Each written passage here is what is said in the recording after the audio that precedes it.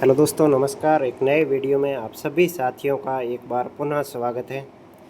दोस्तों, जैसा कि आपको पता है कि मैंने जो अपने रेलवे के डिपार्टमेंटल एग्ज़ाम होते हैं, चाहे वो आपका एडीसी एग्ज़ाम हो या जीडीसी एग्ज़ाम हो या कोई अलग जो डिपार्टमेंटल एग्ज़ाम है, जिनमें राजभाषा से आपको 10% क्वेश्चन देखने को मिलते हैं और नॉर्मली 100 क्वेश्चन 110 क्वेश्चन आते हैं, तो 10 क्वेश्चन हैं वो आपको राजभाषा से देखने को मिलते हैं।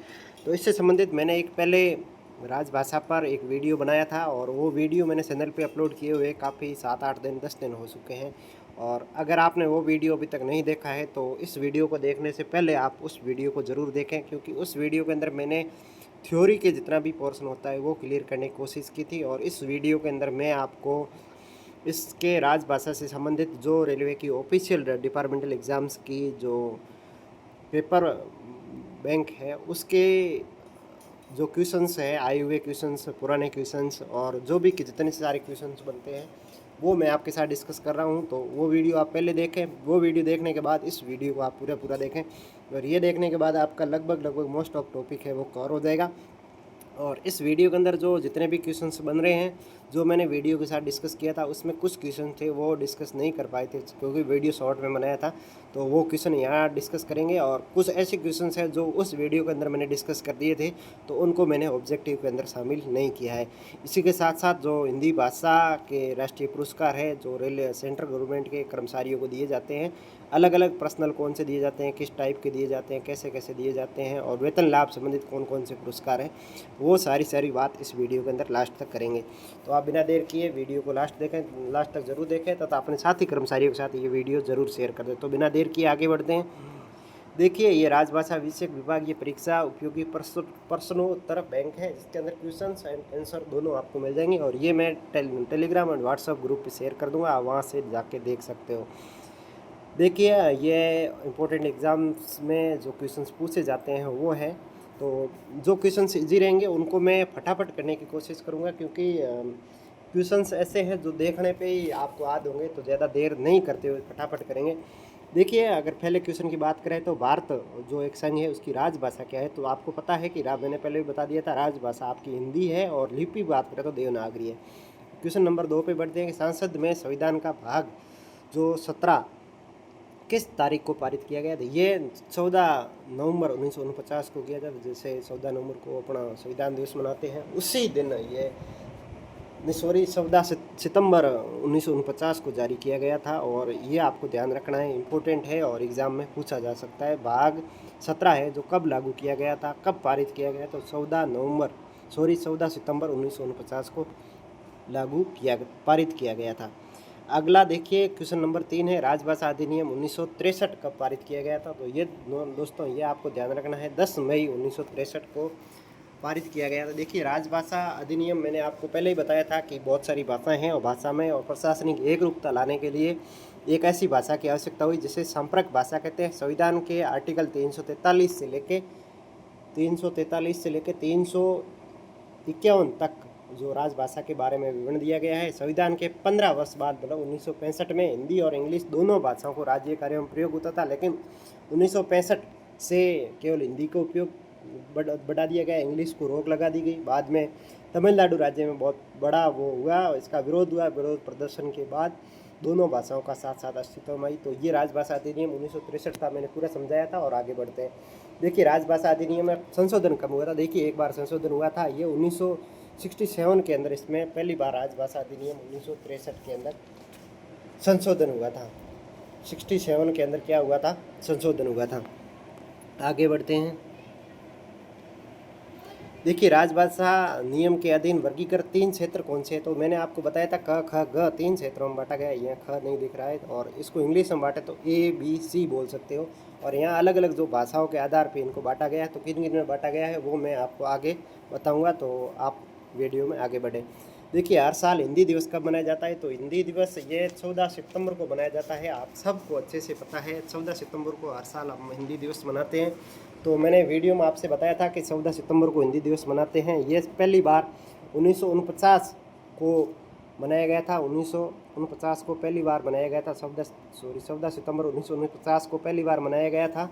और इस पहली बार इसलिए मनाया गया था कि इस दिन हिंदी को राजभाषा घोषित किया गया था।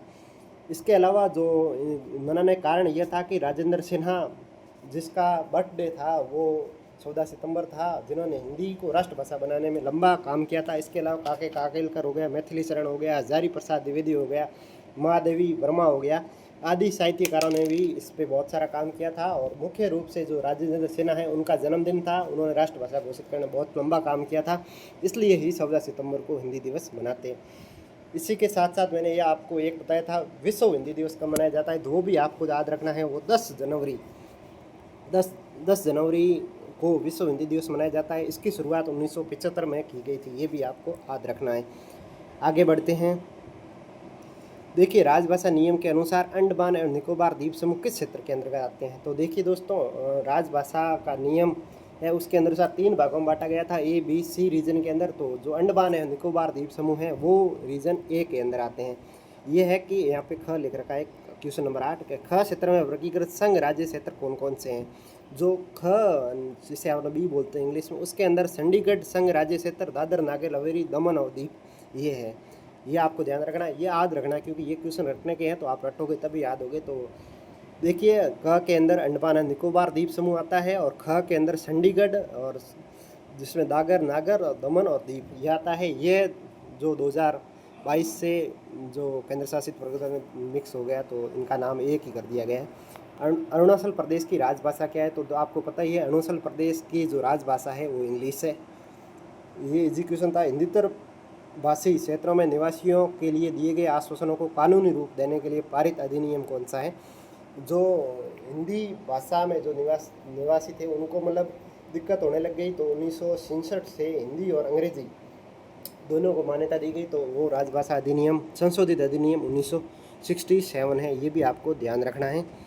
और राजभाषा अधिनियम धारा 3(3) कब प्रवृत्त हुई थी, तो ये 26 जनवरी 1965 में पारित हुई थी। देखिए, राजभाषा अधिनियम में कुल कितनी अगर धाराओं की बात करें तो टोटल 9 धाराएं थी, और 9 धाराओं के अंदर इन्होंने पूछा है कि धारा 3 कब प्रवृत्त हुई थी, जिसमें मतलब संसद में नियम अधिनियम वो आदेश है वो हिंदी और अंग्रेजी दोनों में जारी होंगे। ये 26 जनवरी 1965 मतलब संविधान लागू होने से 15 साल बाद, मतलब 26 जनवरी 1965 को प्रवृत्त हुई, मतलब लागू हो गई थी। और इसके अंतर्गत संसद में हिंदी और अंग्रेजी दोनों भाषाओं को वो मान्यता दी गई। नियम अधिनियम वगैरह वो सब कुछ बनेंगे और दोनों भाषाओं में बनेंगे।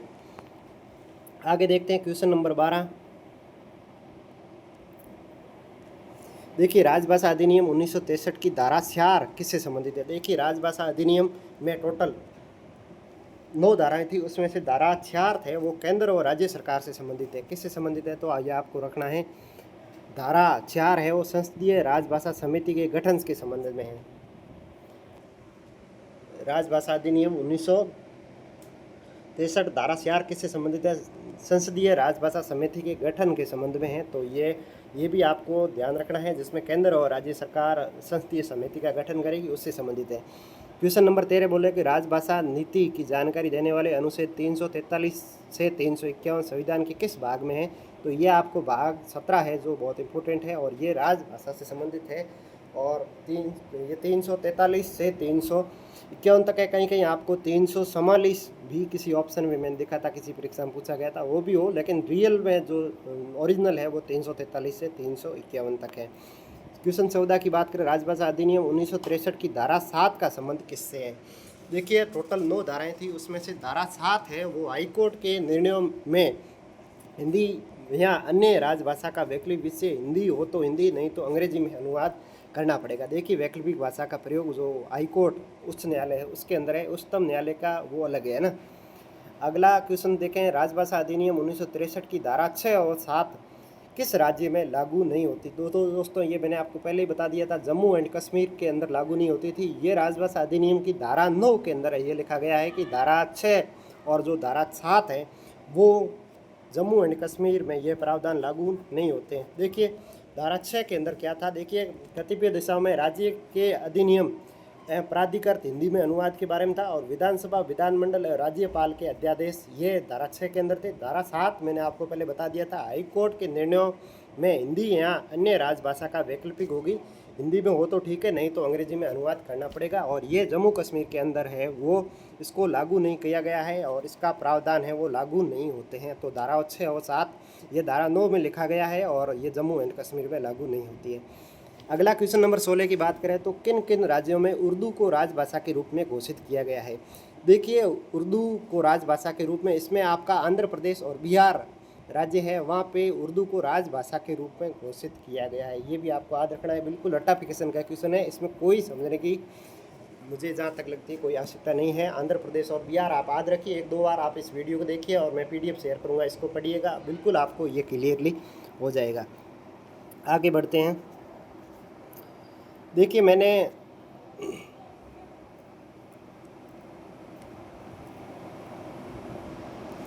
देखिए 8वीं अनुसूची में सम्मिलित भाषाओं के नाम मैंने बोला था कि 8वीं अनुसूची के अंदर पहले 22, वर्तमान में 22 भाषाएं हैं और पहले 14 भाषाएं थी और बाद में अलग अलग संविधान संशोधन के द्वारा जो संविधान के संशोधन हुए थे उनके द्वारा अलग अलग समय पर ये भाषाएं जोड़ी गई थी। वो मैंने आपको पहले ही बता दिया था कि 21वां संविधान संशोधन 1967 के अनुसार सिंधु जोड़ी गई और 71वां संविधान संशोधन 1992 द्वारा कोंकणी, मणिपुरी, नेपाली 16, 17, 18 भाषाएं जोड़ी गई और 92वें संविधान संशोधन 2003 के द्वारा बाडो, संथाली, मैथिली और डोगरी भाषा जोड़ी गई। तो जो आगे इसमें देखिए, आप अगर देखोगे तो ये जो भाषाएं हैं, जो पहले 14 भाषाएं थी और वर्तमान में जो है वो 22 भाषाएं हैं। तो इनके आपको नाम याद रखने हैं। और एक बात आपको इसमें याद रखनी है कि इन भाषाओं में अंग्रेजी की भाषा है वो नहीं है, ये आपको ध्यान रखना है। इसके अलावा अगर किसी देशों की भाषा की बात करें तो नेपाल अपना पड़ोसी राज्य है, उसकी नेपाली भाषा है, वो उसको विदेशी भाषा को भी शामिल किया गया है। इन भाषाओं के आप नाम हैं वो एक बार अच्छे से पढ़ लें और इसको आज ज़रूर कर लें, क्योंकि ये इनमें से एग्जाम में कोई न कोई किसी प्रकार से आपसे क्वेश्चन पूछा जा सकता है। बी क्षेत्र में आने वाले राज्यों, पहले मैंने आपको बता दिया था ए क्षेत्र में कौन से आते हैं और बी क्षेत्र में कौन से वो केंद्र शासित प्रदेश, वो भी बता दिया था। अब देखिए बी क्षेत्र के अंदर कौन कौन से आते हैं वो देखिए गुजरात, महाराष्ट्र, पंजाब, चंडीगढ़, दादरा नगर हवेली, दमन और दीव ये आते हैं। पहले बताया था वो मतलब द्वीप समूह के बारे में बताया था और इसमें द्वीप समूह के अलावा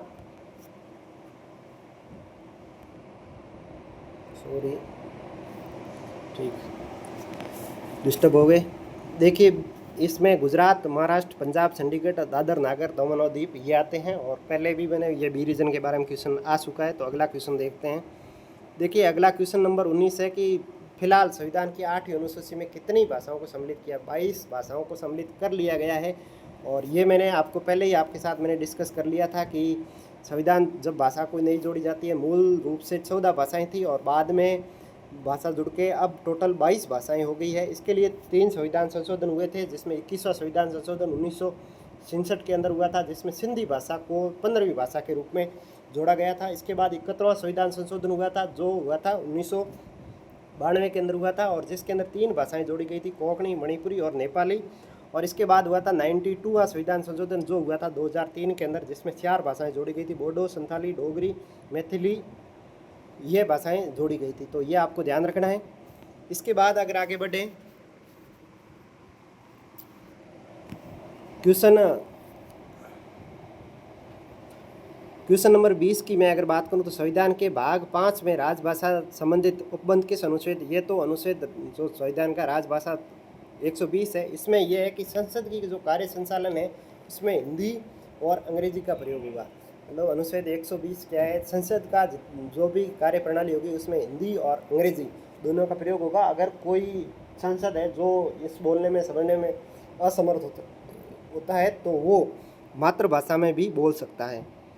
अगला क्वेश्चन की बात करूं तो संविधान की 8वीं अनुसूची संबंधित प्रावधान उपलब्ध अनुच्छेद कौन सा है, तो ये 343 से 351 है और इसमें 344 दे रखा है, तो कोई दिक्कत नहीं, 44 से भी आप मान सकते हो।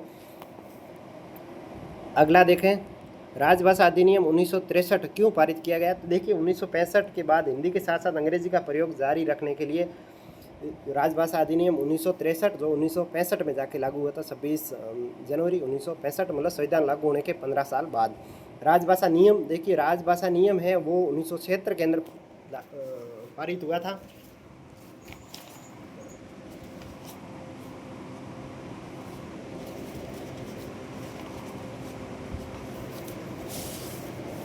देखिए राजभाषा नियम है वो 1976 के अंदर लागू हुआ था। और टोटल राजभाषा के नियम की मैं बात करूं तो टोटल मैंने 12 नियम बताए थे। और ये इसका जो लागू संपूर्ण भारत में लागू है, सिर्फ एक तमिलनाडु राज्य में राजभाषा अधिनियम 1976 है वो लागू नहीं है। राजभाषा नियम 1976 है वो लागू तमिलनाडु में नहीं है। टोटल 12 नियम है। और इसमें संशोधन की बात करें तो 87, 1987, 2007 और 2011 के अंदर संशोधन हुए थे। आगे बढ़ते हैं। संविधान के भाग 17 में कितने अनुच्छेद हैं? देखिए संविधान का भाग 17 है जिसके अंदर टोटल 9 अनुच्छेद हैं। और ये अनुच्छेद कौन कौन से हैं? देखिए मैं अगर बात करूं तो 343, 344, 45, 46, 47, 48, 49, 50 और 51। इनको अगर सबको जोड़े तो ये 1, 2, 3 और 4, 5, 6, 7, 8 ये 9। टोटल कितने अनुच्छेद है? 9 अनुच्छेद है। मतलब 343 से लेकर 351 तक भाग 17 के अंदर है जो राजभाषा से संबंधित है। अगला क्वेश्चन देखते हैं। Question number 25।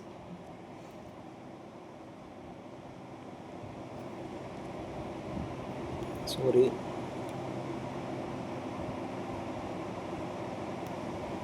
देखिए अनुच्छेद 344 के अनुसरण में राजभाषा आयोग की नियुक्ति कब की गई? देखिए 1955 में राजभाषा आयोग की नियुक्ति की गई थी। 1955 के अंदर जो राजभाषा से संबंधित जितनी भी दिक्कतें कमियां थी उनको पूर्ति करने के लिए थी। राजभाषा आयोग के प्रथम अध्यक्ष कौन थे? तो ये बीजी खेर, श्री बीजी खेर थे। वो राजभाषा जो आयोग था उसके प्रथम अध्यक्ष है। देखिए राजभाषा समिति अलग थी और राजभाषा आयोग है वो अलग था। तो राजभाषा समिति की बात आगे करेंगे। देखिए राजभाषा आयोग की सिफारिशों पर विचार करने के लिए गठित की गई समिति के प्रथम अध्यक्ष कौन थे? तो ये जीबी पंत थे। वो इसके पर प्रथम अध्यक्ष थे जो राजभाषा आयोग की सिफारिशों पर विचार करने के लिए गठित की गई समिति के अध्यक्ष थे। अगले क्वेश्चन की अगर बात करें, देखिए संविधान के अनुसार सांवैधिक नियमों, विनियमों, आदेशों का अनुवाद कौन करता है? ये लॉ मिनिस्ट्री करती है, जिसे अपन विधि मंत्रालय बोलते हैं। वो ही हिंदी और अंग्रेजी दोनों भाषाओं के अंदर जारी करती है जितने भी नियम और कानून बनते हैं। देखिए 1965 तक संघ के सरकारी प्रयोजनों के लिए कौन सी भाषा का प्रयोग राजभाषा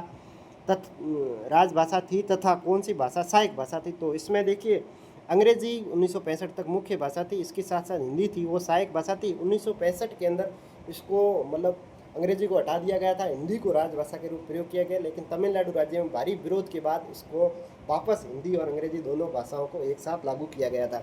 संविधान के भाग 6 में कौन सा अनुच्छेद है जो मतलब राजभाषा संबंधित है? तो अनुच्छेद 210 है। और अनुच्छेद 210 में क्या है कि राज्य की जो विधानसभा है या विधानमंडल है, विधान परिषद है, वहाँ पे जितनी भी कार्रवाई होती है वो हिंदी और अंग्रेजी दोनों भाषाओं में हो सकती है। इसके संबंधित था।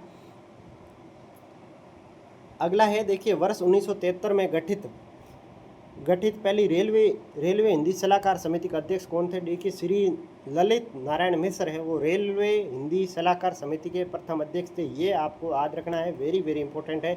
ये एग्जाम के अंदर आपके पूछे जाने की पूरी संभावना है, इसको आप इंपॉर्टेंट लगा सकते हो। अगला है कि वर्ष 1976 में गठित संसदीय राजभाषा समिति के अध्यक्ष कौन थे? तो ये तत्कालीन वहाँ के गृह मंत्री थे श्री ओम मेहता, वो इसके थे। देखिए संसदीय राजभाषा समिति थी, इसमें टोटल अगर मैं सदस्यों की बात करूं तो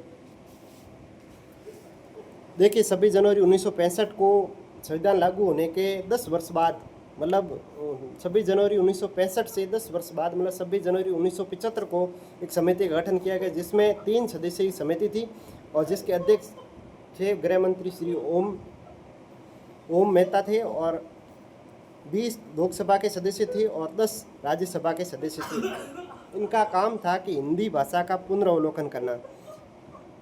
यह था। संसदीय राजभाषा समिति की कौन सी समिति प्रतिवेदन का मसौदा तैयार करती है? तो संसदीय राजभाषा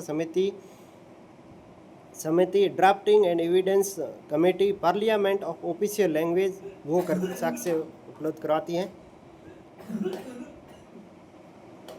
अगला क्वेश्चन देखिए क्वेश्चन नंबर 34 है कि राष्ट्रपति के 1952 के आदेशों की अनुपालना के लिए रेलवे बोर्ड में किस वर्ष हिंदी सहायक के पद का सृजन किया गया था? ये 1952 में किया गया था, हिंदी सामान्य शाखा के रूप में किया गया था। रेल बजट हिंदी अनुवाद सबसे पहले कब तैयार हुआ था, रेल मंत्री कौन थे? देखिए 1956 में तैयार हुआ था और उस समय लाल बहादुर शास्त्री है वो उस समय रेल मंत्री थे। रेलवे बोर्ड में हिंदी अनुभाग का गठन कब हुआ? देखिए ये भी वेरी इंपॉर्टेंट है और ये 1960 के अंदर हुआ था। रेलवे बोर्ड में हिंदी अनुभाग का गठन है जो 1960 के अंदर हुआ था।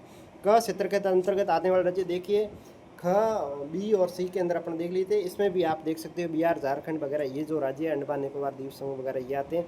ग जो सी रीजन है इसमें कौन कौन से आते हैं ये भी आप देख लीजिएगा। एक बार इनके सबके आप नाम याद कर लीजिए, एक बार देख लीजिए, क्वेश्चन से पूछा जा सकता है। रेल मंत्रालय का निरीक्षण संसदीय राजभाषा समिति की कौन सी उपसमिति करती है? तो ये दूसरी उपसमिति है वो करती है। हिंदी में कार्यकालीन काम करने के लिए रेलवे बोर्ड द्वारा लागू की गई योजना कौन सी है? राजभाषा व्यक्तिगत नकद पुरस्कार है।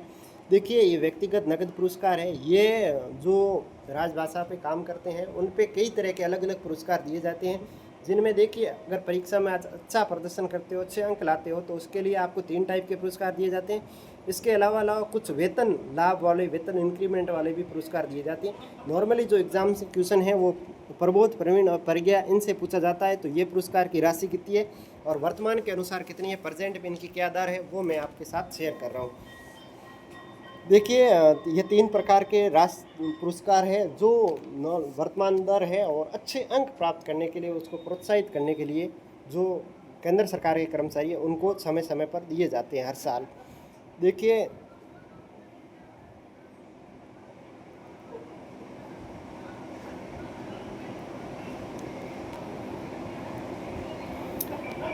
इसमें 3 प्रकार के पुरस्कार होते हैं कि प्रबोध, प्रवीण और पराजय, और तीनों जो वर्तमान जिसकी दरें हैं देने की वो मैं आपके साथ डिस्कस कर रहा हूँ।